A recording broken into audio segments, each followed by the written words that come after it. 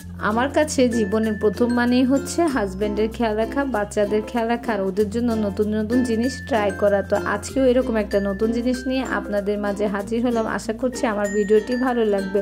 আর আমার ভিডিওর কোনো অংশ যদি একটু ভালো লেগে যায় তাহলে অবশ্যই সাবস্ক্রাইব করে দিবেন আর একটি লাইক দিয়ে আমার পাশেই থাকবেন। আপনাদের সাপোর্ট আমার অনেক প্রয়োজন।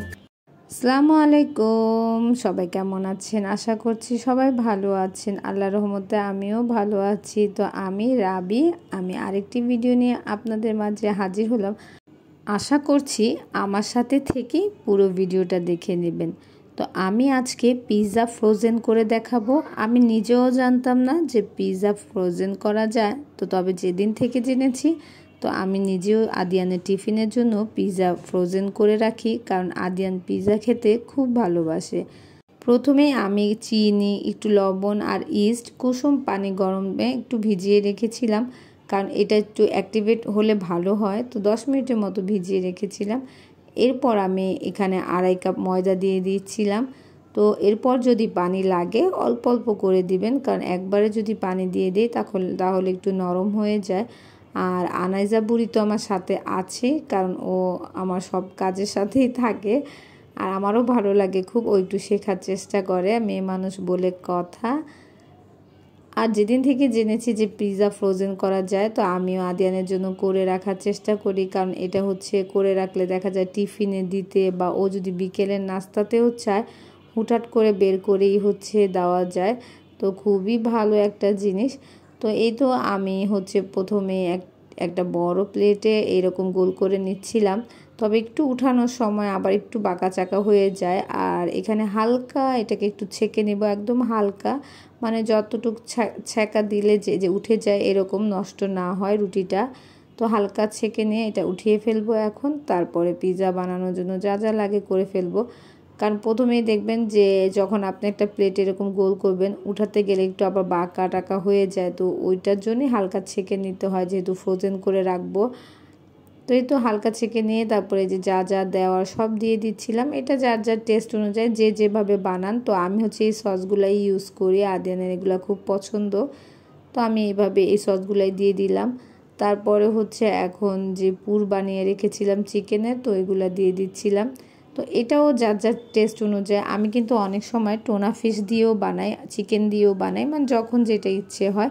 তো টোনা ফিশের ক্যানগুলো হচ্ছে বিভিন্ন শপে কিনতে পাওয়া যায়, বাট আমি যেহেতু মালদ্বীপে গিয়েছিলাম আমি অনেকগুলো নিয়ে আসছিলাম, তো ওগুলো এখনও শেষ হয়নি। আর এই তো তারপর চিজ দিয়ে এরকম করে প্যাকেট করে রেখে দিলে প্রায় 1 মাসের মতো ভালোও থাকে, আর যখন চুলায় দিবেন খুব সুন্দরও হয়। তো আমি দেখা গেছে ইনস্ট্যান্ট আদিয়ান যখন নাস্তা খেতে চায় বা টিফিনে চায় আমি দিয়ে দিই। তো আমার এটা অনেক সুবিধা হয়, এর জন্য আমি প্রায় সময় করে রাখি। সপ্তাহে একবার করি, 4-5টা করে, দেন হচ্ছে 1 সপ্তাহ চলে যায়, কারণ ওকে তো গ্যাপ দিয়ে দিই, একদিন হয়তো বা পিৎজা দিই, একদিন রুটি দিই, এরকম করে। আর দেখেন আমার বাসার কি অবস্থা। এখানে হচ্ছে আদিয়ানের ঘরে একটা পড়ার টেবিল, আলমারি বানানো হচ্ছে, আর আমার আলমারির পাশে হচ্ছে গিয়ে ক্যাবিনেট করা হচ্ছে। তো এগুলার কাজ চলছিল, তো প্রায় 3-4 দিন ধরে কাজ চলছে, তাই ঠিক মতো ভিডিও দেওয়া হচ্ছে না। আমি আপনাদেরকে আগেও বলেছিলাম যে বাসার এখনও অনেক কাজ বাকি আছে, তো আমরা হচ্ছে অনেক কাজ রেখেই উঠে গিয়েছিলাম। তো আস্তে আস্তে করব সব, আর আপনাদের সাথে একটু একটু করে শেয়ার করব। তো ওইখানে যেহেতু কাজ চলছে আর ভাবলাম এখানে তাড়াতাড়ি একটু গরুর মাংস বসিয়ে দিই, কারণ খাওয়া দাওয়া তো করতেই হবে, খাওয়া দাওয়া ছাড়া তো আর জীবন চলেই না। তো এখন পর্যন্ত ধৈর্য সহকারে যারাই আমার ভিডিওটি দেখছেন, আমি আশা করব আপনাদের কোনো অংশ যদি একটুও ভালো লেগে যায় আমার এই ভিডিওর, তাহলে অবশ্যই সাবস্ক্রাইব করে দিবেন আর একটি লাইক দিয়ে আমার পাশেই থাকবেন। আর অলরেডি যারা এই কাজটি করে ফেলেছেন তাদেরকে অনেক অনেক ধন্যবাদ। আসলে কথায় আছে যে সংসার সুখের হয় রমণীর গুণে।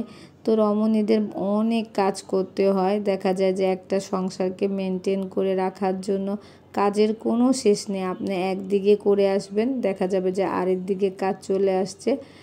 আর আমার হচ্ছে জারের তেল শেষ হয়ে গিয়েছিল, ভাবলাম একটু তেলও ঢেলে নেই। আর এখন আমি হচ্ছে একটু ডাল ভিজিয়ে নিচ্ছিলাম, কারণ যেহেতু আমি মাথার মাংস বসিয়েছি, তো মাথার মাংস দিয়ে একটু বুটের ডাল রান্না করব। তো ভাবলাম যে এখানে 2.5 কাপের মতো বুটের ডাল নিয়ে নিয়েছি। তো ভাবলাম একটু ভিজিয়ে রাখি, কারণ আমি আসলে সচরাচর এই বুটের ডাল এগুলো রান্না করি না, কারণ আমি এই ব্যাপারে একটু কাঁচাই আছি। তো ভাবলাম যে একটু ভিজিয়ে রাখলে হয়তো বা ভালো হবে। আর এখানে আমি একটু বরবটি ভাজি বসিয়ে দিচ্ছিলাম। আমাদের হচ্ছে খাওয়া দাওয়ার মধ্যে মাস্ট একটা ভাজি আর একটা তরকারি হলেই হয়ে যায়। আমরা অত কিছু আসলে খাই না, আমিও একটু কম খাই, আমার হাজব্যান্ডও কম খায়। আর ডাল করি, ডাল হয়তো বা একদিন করলে আবার 2 দিন পরে করি, এরকম 2 দিন পর পর ডাল করি। ডাল একটু লাগে আনাইজার জন্য লাগে, কারণ যেহেতু ও ছোট, অনেক সময় ও ঝাল খেতে চায় না, তো ডালটা দিয়ে একটু মাখিয়ে খাইয়ে দিই। তো এখানে জাস্ট আমি একটু হলুদ দিয়েছি আর এখন বরবটিগুলো দিয়ে দিচ্ছিলাম। আর বরবটি কিন্তু শরীরের জন্য অনেক ভালো, তো এই জন্য বরবটিগুলো আমি মাঝে মধ্যে ভাজি করি। তো আমি যেটা বলতে নিয়েছিলাম যে কাজের কোনো শেষ নেই, একদিকে কাজ করে আস্তে আস্তে দেখা যায় যে আরেক দিক নষ্ট হয়ে গেছে বা আরেক দিক আনাইজা নষ্ট করে রেখেছে। তো এরকম 3 বছরের একটা বেবি থাকলে বাসা অনেকবারই নষ্ট হয় আর গুছাতেও হয়। আর এই তো আমার হচ্ছে মাংসগুলা মানে সিটি দেওয়া শেষ, প্রায় 8টা-9টার মতো সিটি দিয়েছি। এখন আরেকটু চুলায় বসিয়ে রাখলে এটা একদম সুন্দর মতো সেট হয়ে যাবে।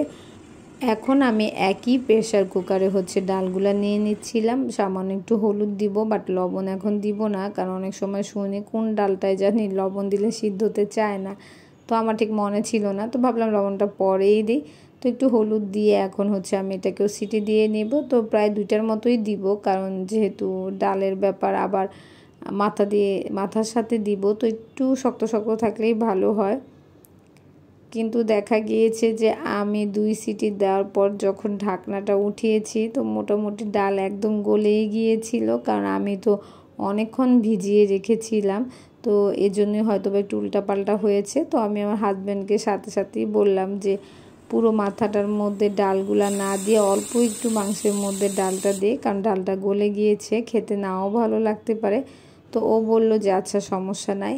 আবার আমি বললাম যে কালকে আবার সুন্দর করে আবার করে দিব। তো আমি এই যে অল্প একটু মাথার মাংসর সাথে একটু ডালটা মিশিয়ে এখন জাস্ট একটু পানি দিয়ে এটাকে জাল দিয়ে নিব। শুধু এক বেলা খাওয়ার মতো মাংস নিয়েছিলাম, কারণ ডালটা অনেকই গলা গলা হয়ে গিয়েছিল, জানি না ক্যামেরায় বোঝা যাচ্ছে কি না। এই তো এরপরে ভাত বসিয়ে দিলাম আর আমার ভাজিটাও রান্না করা শেষ, বুটের ডাল দিয়ে মাথাও রান্না করা শেষ। তো সব শেষ করে ভাবলাম সন্ধ্যার দিকে একটুখানি বাইরে যাই, বাইরে গিয়ে কিছু আমার জিনিস লাগবে ঘরের জন্য। তো ওই আয়নাটা দেখছিলাম, ভাবলাম যে ওইটাই নিব।